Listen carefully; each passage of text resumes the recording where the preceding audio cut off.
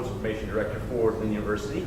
We're back here in the nightly review after a 3-week layoff. And speaking of layoffs, we're going to start off here with our swimming coach, Nikki Alvarez, and the swim team coming off a 3-week layoff themselves, having last competed December 14th and 17th in the NSU Invitational. And coach, let's recap a little bit. Let's talk about some of the swimmers that did really well and talk about something that needs to improve going forward. All right, well, I was really happy overall with the team at the NSU Invite. I think this was my first experience with the taper for this group of young ladies, and they swam really, really well. Amazing. Morgan Glazer had huge time drops in her distance events. She even surprised herself a little bit, I think, with swimming that fast.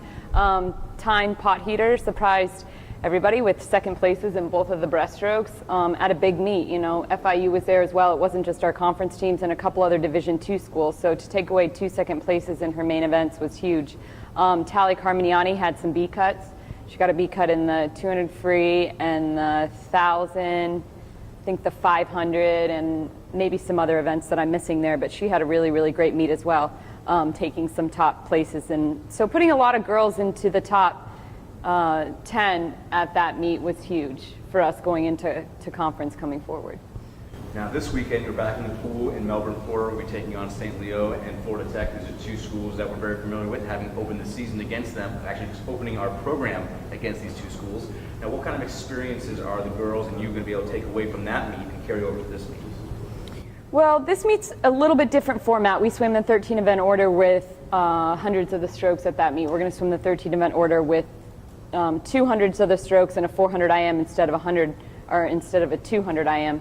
So it's going to be a little bit different. That being said, you know, we did get to see what St. Leo has and what Florida Tech has and what we're up against. So like the last time, hopefully we can come away winning some events. You know, right now we don't have the depth to win the meets necessarily, but if we can take away some wins from some of the girls, then that's huge going into our conference championships. Now we talk about the conference championship, perfect lead-in. We have 2 more meets, including this weekend, until we get to the conference championship. Now, what's the strategy going forward? Are we going to taper back some of the girls from a lot of their events and start to focus on more on their best events? I mean, what are your plans?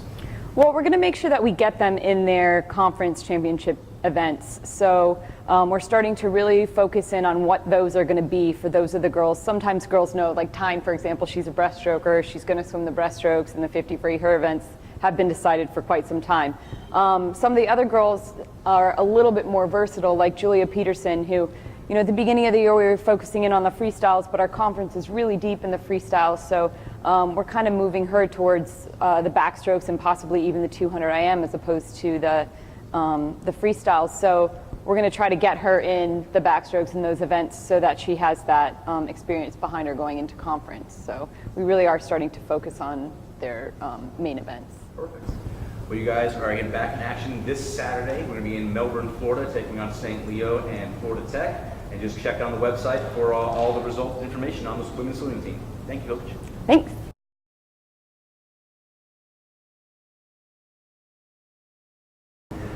All right, fans, we're here now with assistant coach Kenny Anderson of the women's basketball team. And coach, you guys also had a pretty significant layoff, 17 days to be exact. Do you think there was any bit of a rust to the start of your game against St. Leo, even though it was an outstanding effort against the Lions? No, I don't think there was any rust. Right off the jump, straight from the jump ball, Tyler Tracy hit a 3-pointer, and that gave us a lot of momentum, and that carried throughout the game. So we had a little rush coming in off the Christmas break, you know, practicing, but we had a week and a half to get ready for St. Leo, so I felt like that gave us a chance to get the rust out and, you know, get the cobwebs out and get ready. Perfect.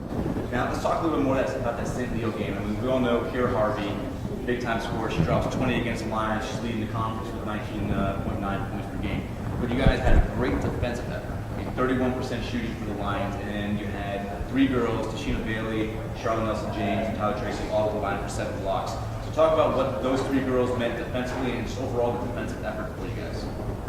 Well, we had a very well put together scouting report. We knew their tendencies, what they were looking for, you know, their game plan, and we came in and we executed. We did a great job of executing, and we had a whole lot of energy, high intensity throughout the game. And you know, those 3 girls, Tyler, Tashina, and Charlotte, they played well. You know, they executed the game plan, they communicated when they were on the floor. and we played together. We had great team chemistry throughout. Great. Now we're starting into the thick of our conference season, and this week we have Barry on Wednesday, and we're hosting undefeated, nationally ranked Tampa on Saturday, and that's just going to be one of 3 home games we have all this month. Talk a little bit about playing a heavy road schedule from this point on, at least for this month. Well, I don't think it will be a big problem for us, and the reason I say that is because, in the preseason, we weren't in our gym because of the debate. So it's nothing for us to get on the road, get on a bus or a van and go practice or go play at another gym. And also in our non-conference, we played at Armstrong, 2 tough games in Armstrong, and we played at Stetson. So I feel like that prepared us well for, this upcoming non-conference road schedule. Outstanding. I'm looking forward to see you guys on the road this Wednesday, and then obviously nice to be back home in the gym on Saturday. And we mentioned Barry, we mentioned Tampa. Talk a little bit about these 2 teams. What are they going to bring to the court against us? Well, I haven't really looked into Tampa a whole lot. We're looking more so on Barry. That's our next game. Barry's going to bring a high level of intensity, high energy on the defensive end.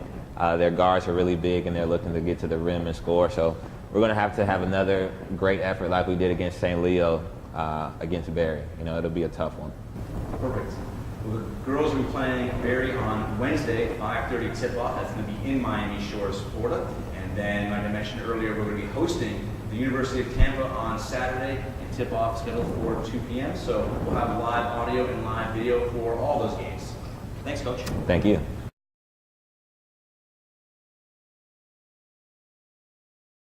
All right, fans, our final coach here today is head men's basketball coach Scott McMillan. Coach McMillan, thank you for joining us here. Sure. You guys had some good momentum going into the 2-week break with wins against St. Martin's and Missouri Western.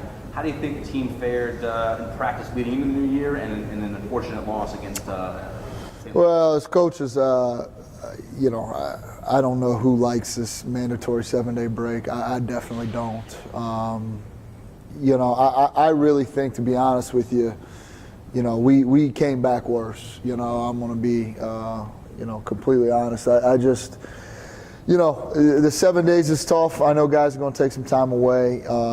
It took a while for us to get our conditioning level back, and there's definitely been a drop off in terms of where we were before we went into the break to where we are now. So, it's got to be an everyday thing where we, not only trying to get back to where we were playing, before the holidays, but we've got to get better. And I don't know if our guys necessarily approach the practice floor every day with that sense of urgency and understanding that we had basically 16, 17 days where we did not play a game. So, the practice floor was an opportunity for us to really improve, and I just don't know if we took full advantage of it. So, we had a long break without a game. That's hard in the middle of the season. I understand that, but I just don't think we handled it as well as we need to. And the results on Saturday against St. Leo, it showed. Well, let's talk about that game against St. Leo. I mean, talk about any positives that you're able to take out of there and stuff that you want to improve moving forward. I know conditioning, it seems like maybe something. Yeah, there were some positives. There's always positives in every situation. Obviously, one big positive is, we dug ourselves a big hole, but, we stuck with it, and, we had it cut to a, 1 or 2 possession game there down the stretch. But, reality is, we struggled. We were very inconsistent defensively, which has kind of been, where we've, performed pretty well up to this point this year. We just had too many lulls where we weren't getting stops, and on the offensive end, to be quite honest, we just we were out of sync. We were out of rhythm. We took bad shots. We kind of did some things that beat ourselves, and we shot the ball poorly, but I think that was more of a result of our shot selection than in terms of us making or missing shots. So, we played hard, we competed, but there are a lot of things that we've got to get back in and address this week going into the Barry game on Wednesday. And you talk about Barry, perfect segue into it. Talk about Barry and Tampa, which are games on Saturday. What can we expect out of these teams? It's Barry Lynn. I've been here for 10 years now. It's you can throw everything out the window, records, everything else. We're going to get their best. hopefully they're going to get ours. You know, that's really the only thing I can say about Berry Lynn. You know, it's a road game, so we're going to have to you know, obviously be ready to go there and get on the road and, you know, try to, you know, we haven't won on the road yet this year, so you know, we're going to have to, you know, go on the road and perform well. We're going to have to guard. We're going to have to, you know, play smarter. We're going to have to play more disciplined than we did on Saturday. And that's the way it is in our league. You know, the tougher team and the smarter team is the team that usually comes out on top. And, you know, that's what's going to be stressed today. And you know, hopefully we can bring that to the table on Wednesday against Berry. Now, you guys were mostly home this first semester, the first part of the season. Now, in January, we have just 3 home games. One of them this Saturday. Talk about how it's going to affect the team.